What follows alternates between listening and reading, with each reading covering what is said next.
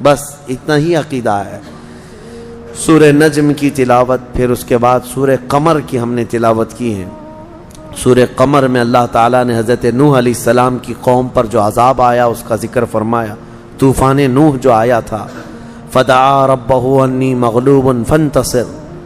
حضرت نوح علیہ السلام یہ وہ نبی ہیں جن کو اللہ نے 950 سال کی عمر عطا کی۔ کتنے؟ 950 سال، اور وہ تبلیغ کرتے رہے 950 سال کوئی چیز ہے؟ آپ اندازہ کر سکتے ہیں۔ اور 950 سال تبلیغ کرنے کے بعد ان کی تبلیغ سے صرف 80 لوگ ایمان لائے تھے۔ ان کی بیوی بھی کافرہ تھی، ان کا بیٹا کافر تھا، وہ ایمان نہیں لائے۔ مایوس ہونے کی ضرورت نہیں میرے عزیزو، یہاں جمعہ 8 دن ہوتے ہیں دعوت دیتے ہوئے لوگوں کو، اور پھر تھک جاتے ہیں، ہماری تو کوئی سنتا ہی نہیں ہے۔ وہ 950 سال تک تھکے نہیں اللہ کے نبی۔ دین کی دعوت ایسا نہیں ہے کہ تم سوچتے ہو ابھی میں دعوت دوں ابھی فوراً یہاں اثر ہو جانا چاہیے، انگریزی دوائیوں کی طرح سمجھتے ہو، ادھر گولی دیا ادھر بخار اترنے لگ جائے۔ ہاں، دعوت، دین کی دعوت، ایمان کی دعوت، اس میں وقت لگتا ہے۔ نبیوں میں بھی اللہ کے رسول صلی اللہ تعالیٰ علیہ وسلم کی دعوت جب شروع ہوئی تو کیا مکہ میں جب آپ نے اعلان فرمایا تھا سینکڑوں لوگ آ گئے تھے، پورے مجمع سے ایک 9 سال کا بچہ، وہ بھی حیدر کرار، ایمان لائے۔ عورتوں میں حضرت خدیجہ آئیں، دھیرے دھیرے دھیرے دعوت بڑھتی گئی ہے۔ دین کی باتیں آپ دوسروں تک پہنچائیں، اچھائی کا حکم دیتے رہیں، اور مایوس نہ ہوں کہ میری کوئی سنتا نہیں۔ وہ اللہ کی مرضی ہے، جب ان چاہے ان کے دلوں میں بات ڈال دے گا، تم اپنے کام جاری رکھو۔ 950 سال کے بعد حضرت نوح علیہ السلام نے عرض کیا کہ مولا میں مغلوب ہو گیا، تو مدد نازل فرما۔ تو اللہ تعالیٰ نے فرمایا ٹھیک ہے نوح، تم ایک کشتی بناؤ، کشتی بناؤ، ہم دنیا میں پانی بھیجنے والے ہیں۔ یہ اللہ کے نبی کو معلوم تھا۔ حضرت نوح علیہ السلام نے اپنی قوم کو ڈرایا بھی کہ اللہ کا عذاب آئے گا۔ وہ مذاق اڑاتے تھے حضرت نوح علیہ السلام کا، بہت مذاق کرتے تھے۔ کبھی کبھار تو ایسا تھا کہ حضرت نوح علیہ السلام کو مارتے تھے، پورا دن آپ بے ہوش ہو جاتے تھے، اور ان کے مارنے میں مدد ان کی بیوی کرتی تھی، کافروں کو حضرت نوح علیہ السلام کی خبر دیتی تھی، مدد کرتی تھی۔ بہرحال حضرت نوح علیہ السلام نے کشتی بنانا شروع کیا۔ وہ اتنی بڑی کشتی تھی لکڑی کی، جس کو عام طور پر ڈھکیل کے بھی لے جایا نہیں جا سکتا تھا، وہاں کوئی آس پاس سمندر اور ندی بھی نہیں۔ اس پر بھی لوگ مذاق اڑانے لگے کہ خشکی میں اتنی بڑی کشتی بنا رہے ہو، اس کو اٹھا کر سمندر تک لے جاؤ گے کیسے؟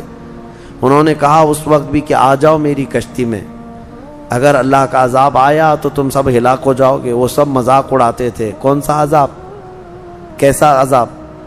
تو پھر اللہ فرماتا ہے فَفَتَحْنَا أَبْوَابَ السَّمَاءِ بِمَاءٍ مُنْهَمِرٍ، ہم نے آسمان کے سارے دروازے کھول دیے پانی سے۔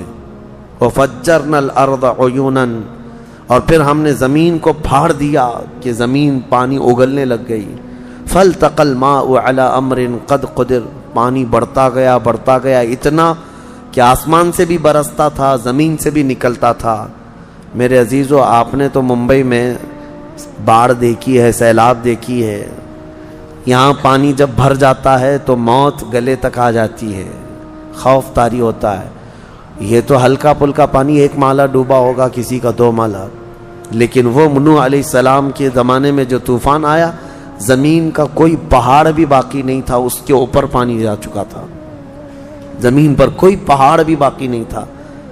اور جو کفار آپ کی کشتی میں نہیں آئے وہ سب غرق ہوئے، یہاں تک کہ ان کا بیٹا جو کشتی میں نہیں آیا، آپ نے فرمایا تھا یا بنی ارکب معنا ولا تکن مع الکافرین، اے میرے بیٹے آ جا ہمارے ساتھ سوار ہو جا، کافروں کے ساتھ مت جا۔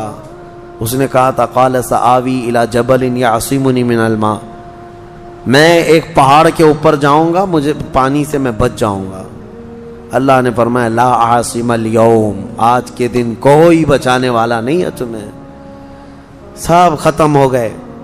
حضرت نوح علیہ الصلوۃ والتسلیم کی کشتی میں جتنے لوگ سوار تھے، یہ کشتی تقریباً 40 دن تک روئے زمین پر پانی پر تیرتی رہی۔ پھر جب طوفان ختم ہوا تو کنارے پر جا کر کے یہ لگی اس میں کئی دن گزر گئے، تو اللہ کی حمد بیان کی آپ نے اور اللہ کریم کی اس نجات پر شکر بھی ادا کیا اللہ کا۔ وہ 10 محرم کا دن تھا، تو نوح علیہ السلام کی قوم پر آیا ہوا عذاب کا ذکر سورہ قمر میں اللہ تعالیٰ نے فرمایا ہے، اور اس سورہ قمر میں ایک آیت مکرر 4 مرتبہ اللہ تعالیٰ نے ارشاد فرمایا وَلَقَدْ يَسَّرْنَا الْقُرْآنَ لِلذِّكْرِ فَهَلْ مِن مُدَّكِرٍ، ہم نے قرآن یاد کرنے کے لیے آسان بنایا، ہے کوئی یاد کرنے والا؟ جواب دینا آپ لوگ اللہ کی بارگاہ میں۔ اللہ فرما رہے ہیں ہم نے یاد کرنے کے لیے قرآن آسان کیا ہے کوئی یاد کرنے والا؟ شاید اکثر مسلمان یہی کہیں گے ہم یاد کرنے والے نہیں ہیں، یاد کرنا تو دور کی بات ہے، پڑھنے والے نہیں ہیں۔ صفحہ 2 صفحہ پڑھ کر کے بھاگنے کا جی چاہتا ہے۔ ہم دیکھتے ہیں قرآن ہاتھ میں لیتے ہی کتنے لوگوں کا دل بے قابو ہونے لگتا ہے، اکتاہٹ آنے لگتی ہے، نعوذ باللہ من ذالک۔ یہ وہ دل ہیں جو کالے ہو چکے ہیں، یہ وہ دل ہیں جو بیمار ہو چکے ہیں گناہوں کی وجہ سے، ان کے ہاتھوں میں قرآن زیادہ دیر تک نہیں آ سکتا۔ اللہ کریم فرما رہا ہے کہ ہم نے قرآن یاد کرنے کے لیے آسان بنایا۔ میں سب کے لیے نہیں کہتا الا ماشاءاللہ، ابھی تو سال بھر کی بات تو چھوڑو، رمضان آیا ہے، ذرا گریبان میں جھانک کر کے دیکھنا کتنے پارے آج تک تلاوت کر چکے، تراویح کو چھوڑ کر کے قرآن کتنے لوگ اٹھائے، کتنے لوگوں نے پڑھا، کتنی تلاوت ہوئی۔ اللہ کی بارگاہ میں سب جواب دینا ہوگا آپ کو۔ قرآن میں رب تعالیٰ نے بار بار فرمایا، 4 بار فرمایا ہم نے یاد کرنے کے لیے آسان بنایا، ہے کوئی یاد کرنے والا؟ نہیں، پڑھنے والا بھی نہیں ہے۔ گھروں میں جو قرآن رکھے ہوئے ہیں مصحف، اس پر تو دھول جمع ہو رہی ہے، لوگ اس کو بھولے سے بھی ہاتھ نہیں لگاتے۔ عزیزان گرامی، حدیث پاک میں ہے میرے آقا فرماتے ہیں کل قیامت کے دن جس کے خلاف قرآن اور رمضان کھڑے ہو جائیں گے اس کو دوزخ میں جانے سے کوئی نہیں بچا سکے گا۔ جھگڑا کریں گے یہ قرآن اور رمضان، جس کے خلاف کھڑے ہو گئے کہ مولا اس کو دوزخ میں بھیجنا ہے، اللہ ان کی سفارش پر ان کو دوزخ بھیجے گا، اور ان سے دوزخ سے بچانے والا پھر کوئی نہیں ہوگا۔ قرآن اور رمضان یہ کمبینیشن ہے، اس کو آپ رمضان میں کثرت سے پڑھو، تلاوت کرو، اور جسے نہیں آتا وہ سیکھنے کی تو کوشش کرو۔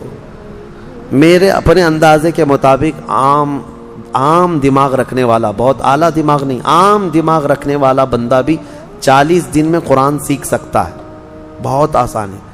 پر ڈے اگر ایک حرف بھی سیکھا تو الف سے لے کر یا تک 29 حرف ہیں، 29 حرف ہیں، اور زبر زیر پیش، 2 زبر 2 زیر 2 پیش، مد جزم تشدید، یہ کل ملا کر کے جو حرکتیں ہیں یہ 11 ہیں۔ ایک دن ایک حرف سیکھے اور ایک دن ایک حرکت سیکھے تو 11 اور 29 40 دن ہو جاتے ہیں۔ 40 دن میں یہ تو پورا قرآن سیکھ جانا چاہیے اس کو، بڑا آسان ہے۔ میں یہ نہیں کہہ رہا کہ آج ہی بیٹھ کر کے 2 صفحے پڑھو، آج خالی الف پڑھ کر کے چلے جاؤ، دوسرے دن صرف با پڑھ کر کے چلے جاؤ، تیسرے دن صرف تا پڑھ کے چلے جاؤ، چوتھے دن صرف سا پڑھ کے چلے جاؤ۔ ایک حرف بھی ایک دن سیکھ لیا تم نے تو 40 دن میں تمہیں آ جانا چاہیے۔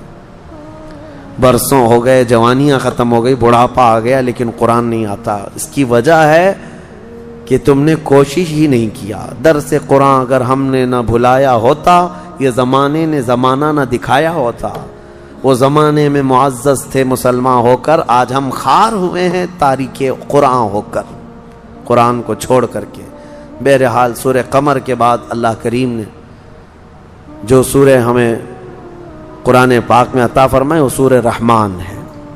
سورہ رحمان، اس میں جھنجھوڑنے والی آیتیں ہیں۔ اللہ تعالیٰ نے بار بار جنات اور انسانوں سے یہ سوال فرمایا فَبِأَيِّ آلَاءِ رَبِّكُمَا تُكَذِّبَانِ، بتاؤ اے جنات و انسانوں تم میری کون کون سی نعمتوں کو جھٹلاؤ گے۔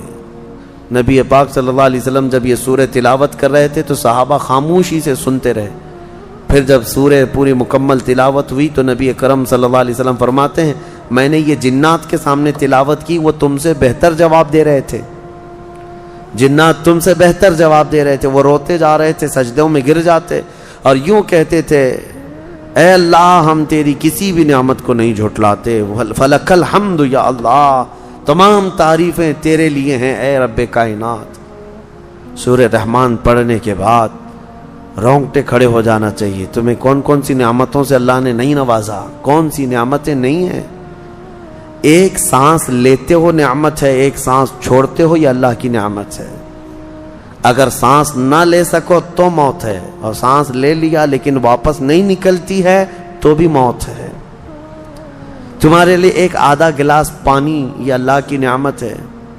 پانی مل جانا نعمت ہے، اور پانی مل گیا۔ پیاس لگنا بھی نعمت ہے، اگر پیاس نہ لگے تو پانی بھی نہ پی سکو۔ پیاس لگنے کے بعد پانی بھی ہے، لیکن پی جانے کے بعد پیٹ بھرا ہوا لگنا یہ بھی نعمت ہے۔ سیراب ہو جانا یہ نعمت ہے، ورنہ کچھ بیماریاں ایسی ہیں کہ تم پورے مٹکے کے مٹکے ڈالتے رہو پیٹ نہیں بھر سکتا۔ بھوک لگنا نعمت ہے، کھانا ملنا نعمت ہے، اور کھانے کے بعد پیٹ شکم سیر ہو جانا یہ بھی نعمت ہے۔ پیٹ بھرا ہوا محسوس ہونا یہ بھی نعمت ہے، ورنہ ہیضے کی بیماری ایسی ہے کہ ایک آدمی 10 مرغیاں بھی کھا لے زبان سے اس کی بھوک ختم نہیں ہوتی۔ بیماری ہے یہ دنیا میں، اللہ نے یہ سب نعمتوں سے تمہیں نوازا ہے۔ بھوک بھی لگتی ہے، کھانا بھی ملتا ہے، اور پیٹ بھی بھرا ہوا ہوتا ہے، اور پیٹ بھر جانے کے بعد غلاظت کا نکل کر کے جانا یہ بھی نعمت ہے۔ فضلہ نکل کر کے چلا جائے یہ بھی نعمت ہے۔ اگر نہیں نکلتا پیشاب پاخانہ جسم میں زہر بن جاتا ہے، 3 دن سے زیادہ تم اپنے پیٹ میں یہ چیزیں روک نہیں سکو گے۔ اس کے بعد ہوگا یہ کہ پیشاب نہیں ہو رہا ہے، پخانہ نہیں ہو رہا ہے، تو جاؤ ڈائلیسس مشین میں، اس لیے کہ پیشاب کا پانی پورے جسم میں خون کے ساتھ مل کر کے تمہارا کریٹینن بڑھا دے گا۔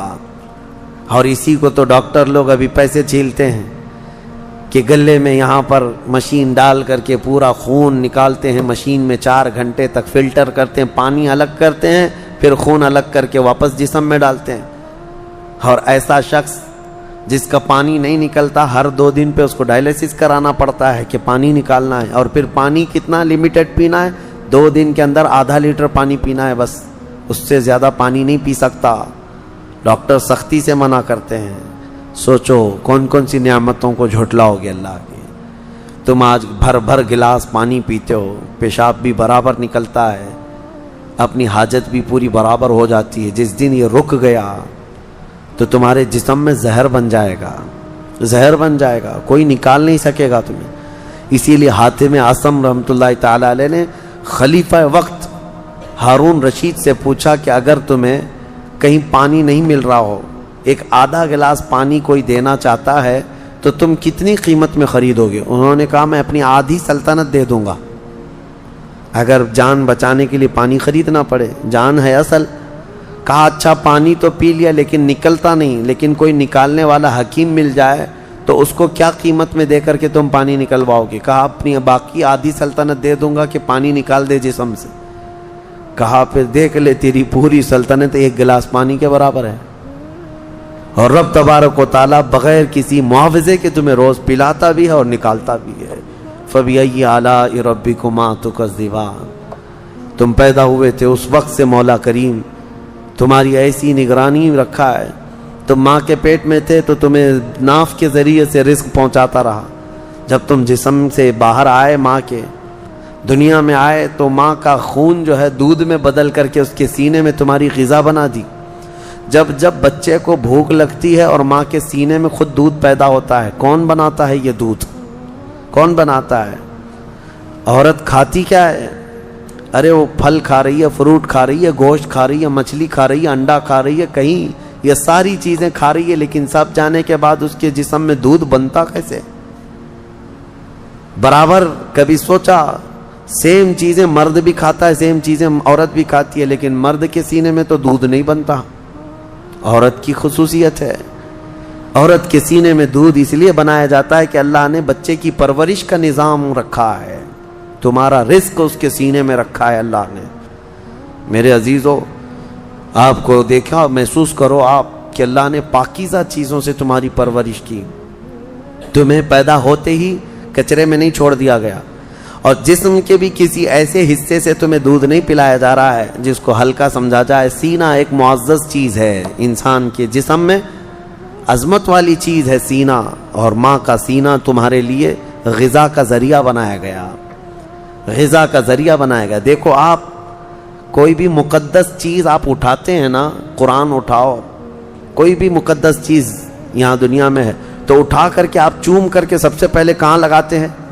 سینے سے۔ کیوں؟